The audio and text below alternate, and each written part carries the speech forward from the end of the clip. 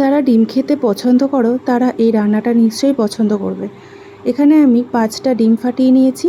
তার মধ্যে দিয়ে দিয়েছি একটু ধনেপাতা কুচি, পেঁয়াজ কুচি, একটু কাঁচা লঙ্কা কুচি আর সামান্য নুন আর হলুদ।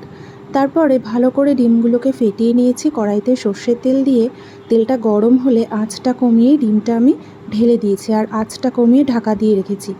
যখন এইরকমভাবে নিচ পোর্শনটা হয়ে যাবে তখন আমি আস্তে করে উল্টে দিয়েছি। তারপর দুপিঠ হয়ে যাওয়ার পর নামিয়ে নিয়েছি। এখানে কড়াইতে একটু সর্ষের তেল দিয়ে আলুটাকে ভেজে নিয়েছি নুন হলুদ দিয়ে। তারপরে মশলার মধ্যে দিয়েছি পেঁয়াজ, আদা, রসুন, কাঁচা লঙ্কার পেস্ট। তারপর নুন, হলুদ, জিরে গুঁড়ো, ধনে গুঁড়ো দিয়ে একটু কড়াইশুঁটি দিয়ে ভালো করে মশলাটার সাথে সব কিছু কষিয়ে আলুটা দিয়ে দিয়েছি। আলু দিয়ে নাড়াচাড়া করে একটু জল দিয়ে দিয়েছি আলুগুলো সেদ্ধ হওয়ার জন্য।